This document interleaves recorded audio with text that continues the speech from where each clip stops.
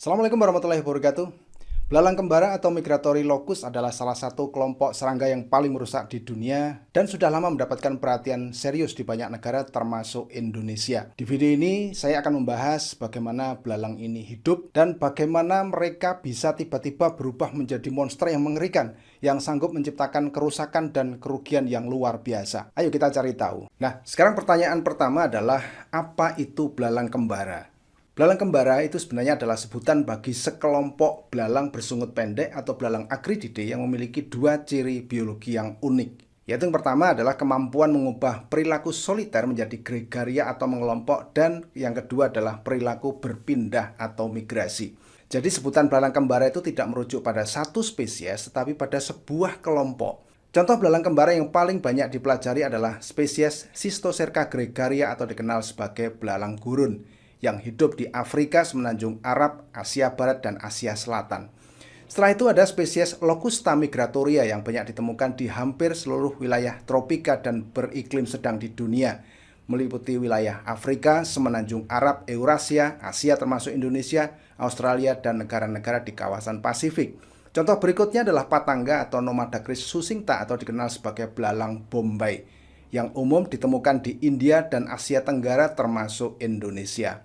Contoh yang keempat adalah Austracris gutulosa atau dikenal dengan nama spur-throated locust yang umum ditemukan di Australia dan sudah lama dikenal sebagai hama utama pada banyak komoditas pertanian. Kemudian di Mesir dan wilayah sekitarnya dapat ditemukan satu spesies Anacrydium aegyptium atau dikenal dengan nama umum Egyptian locust. Dan masih ada beberapa spesies belalang kembara yang lain dengan masing-masing ciri biologi yang unik. Kemudian pertanyaan yang kedua adalah di mana belalang kembara itu dapat ditemukan? Belalang kembara itu adalah binatang kosmopolitan atau dapat ditemukan di banyak tempat di muka bumi ini, terutama di wilayah tropika dan subtropika yang ditumbuhi rumputan yang menjadi pakan favorit mereka. Mereka dapat ditemukan di wilayah dataran rendah hingga wilayah dataran tinggi.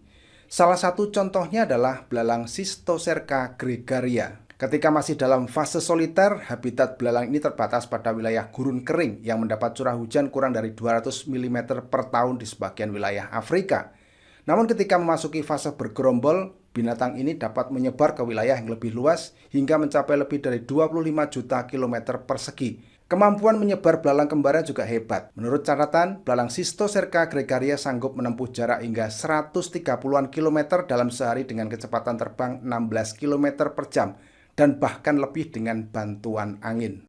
Pertanyaan ketiga adalah seberapa hebat kerusakan akibat belalang kembara ini? Kerusakan hebat akibat belalang ini terjadi ketika mereka membentuk gerombolan atau masuk ke mode gregaria yang luasnya itu bisa mencapai ratusan kilometer persegi. Dan pada setiap 1 kilometer persegi gerombolan dapat ditemukan lebih dari 80 jutaan individu belalang. Nah, celakanya belalang kembara adalah binatang polifag dan akan memakan segala jenis tumbuhan yang mereka temukan di jalur yang dilaluinya. Dalam sehari, belalang locusta dewasa dapat melahap jaringan tumbuhan seberat bobot tubuhnya yang kira-kira 1,5 gram. Dan jika bergerombol, belalang rakus ini sanggup melahap hingga 150-an ton tumbuhan yang kira-kira cukup untuk memberi makan ribuan orang. Pada tahun 2020 misalnya, Cystocerca gregaria telah menghancurkan puluhan ribu hektar lahan di wilayah Pakistan dan India, setelah sebelumnya menimbulkan malapetaka serupa di sejumlah negara di Afrika Timur dan Yaman. Di Indonesia, belalang kembara juga menimbulkan kerusakan yang besar. Misalnya yang pernah terjadi di Lampung, Kalimantan Barat, Sulawesi Selatan, dan beberapa lokasi di Pulau Sumba. Lalu bagaimana dengan kehidupan belalang kembara? Kehidupan belalang kembara berawal dari telur yang diletakkan oleh induknya pada akhir musim hujan. Telur yang bentuknya mirip butiran beras ini panjangnya kira-kira 7 mm. Sebelum meletakkan telur, si induk akan menguji kelembapan tanah menggunakan ujung abdomennya dengan cara ditusukkan ke dalam tanah. Jadi jika kita menjumpai lubang-lubang pada tanah, belum tentu di dalamnya ada telur si belalang. Karena bisa jadi itu adalah lubang untuk menguji kebasahan tanah. Si induk akan memilih tanah berpasir yang tidak ditumbuhi tumbuhan untuk meletakkan telur-telurnya. Mereka memasukkan telur-telur tersebut ke dalam tanah pada kedalaman kira-kira 10 cm di bawah permukaan.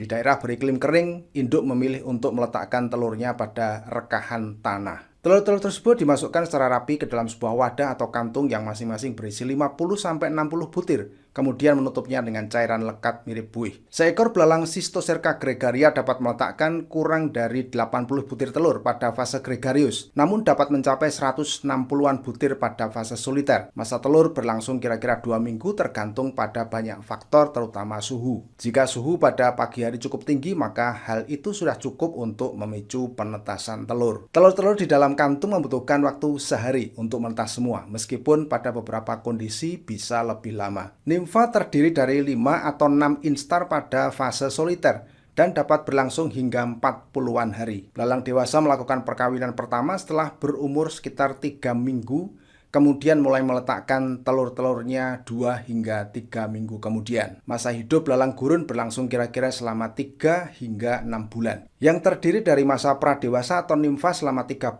hingga 40 hari dan dewasa selama 2 hingga 4 bulan.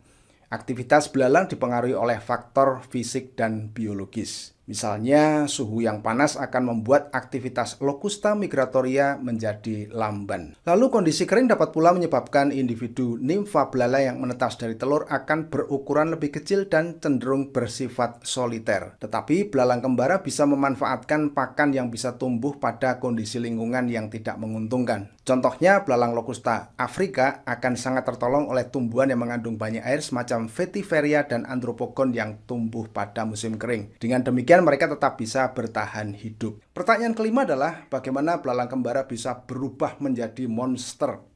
Satu ciri biologi belalang kembara yang menjadikan mereka monster adalah kemampuannya untuk berkumpul dalam sebuah gerombolan yang sangat besar itu dalam waktu yang relatif singkat.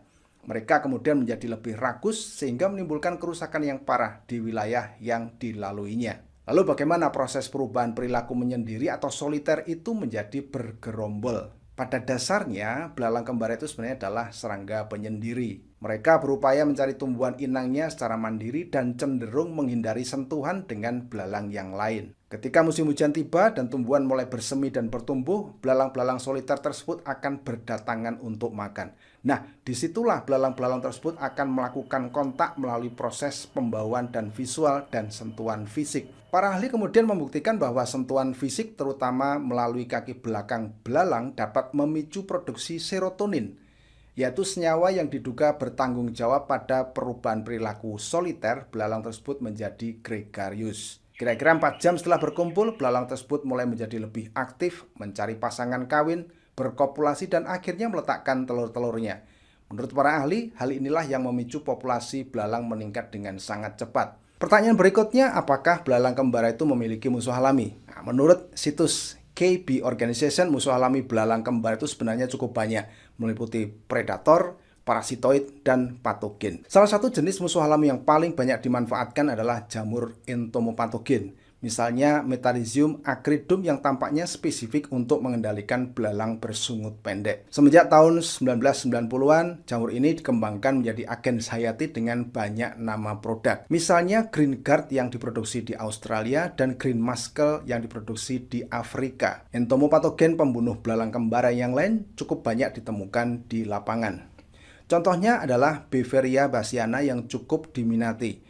Meskipun toleransi jamur ini terhadap suhu tinggi masih menjadi hambatan pengembangannya sebagai pembunuh belalang kembara. Artinya pada suhu terlalu tinggi, patogenisitas mereka menjadi sangat menurun. Ilmuwan di Cina menemukan jamur Paranosema locuste yang cukup handal untuk mengendalikan belalang, terutama karena ketahanannya terhadap cahaya ultraviolet yang menjadi isu penting pada pemakaian biopestisida, serta aman pada musuh alami si belalang. Selain patogen, predator telur terbukti menjadi faktor penyebab kematian belalang yang penting. Beberapa jenis predator telur yang pernah ditemukan adalah kumbang dan tungau predator yang menyerang telur Locusta migratoria di Afrika. Sementara itu, kasus parasitasi oleh nematoda entomopatogen pada belalang kembara juga telah dilaporkan. Misalnya nematoda Steinernema glaceri yang ditemukan pada Nympha instar 5 belalang Cystocerca Toserca gregaria sanggup membunuh lebih dari 60% belalang yang diuji pada kondisi semi alamiah. Beberapa spesies nematoda lain juga telah diketahui sanggup menimbulkan kematian pada belalang kembara, sehingga memunculkan optimisme untuk memanfaatkan binatang ini secara luas untuk mengendalikan belalang kembara. Namun demikian, para ahli juga mengingatkan bahwa nematoda parasit ini dianggap belum mampu mengendalikan belalang kembara secara optimal di wilayah-wilayah yang kering, karena mereka membutuhkan kondisi fisik yang memadai, misalnya kelembapan tanah.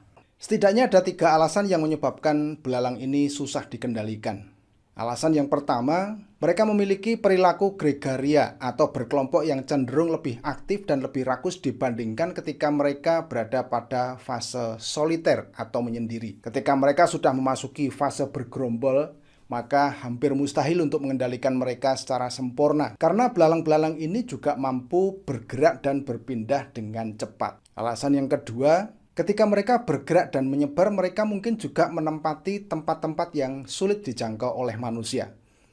Akibatnya, jika harus menyemprotkan pestisida misalnya, maka sering alat penyemprot tidak dapat menjangkaunya, sehingga belalang di tempat tersebut tetap hidup dan berpotensi membentuk generasi baru di musim berikutnya. Di beberapa negara, kesulitan tersebut dapat teratasi dengan cara menggunakan pesawat. Sayangnya, teknik ini tergolong mahal dan berpotensi membahayakan makhluk hidup yang lain. Oleh karena itu, teknik penyemprotan ini tetap saja tidak bisa diterapkan di wilayah yang berpenduduk.